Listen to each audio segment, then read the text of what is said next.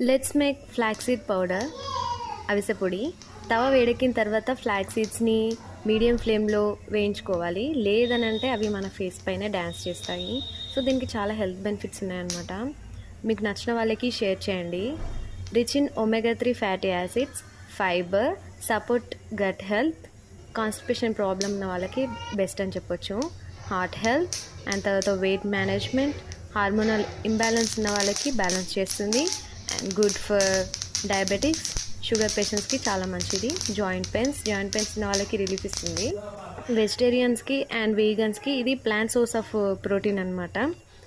ఇది skin and hair హెల్త్ని కూడా సపోర్ట్ చేస్తుంది. యాంటీ ఆక్సిడెంట్స్ చాలా ఉన్నాయన్నమాట ఇందులో. ఈ తవాలో ఈ ఫ్లాక్స్ సీడ్స్ని చల్లారిన తర్వాత మిక్సీలో వేసుకొని garlic, jeera and chilli powder add చేసుకొని మిక్స్ చేసి ఆ తర్వాత మనం ఏదైనా ఒక బాక్స్లో స్టోర్ చేసుకోవచ్చు. దీన్ని మనం బ్రేక్ఫాస్ట్ అండ్ రైస్లోకి యాడ్ చేసుకోవచ్చు.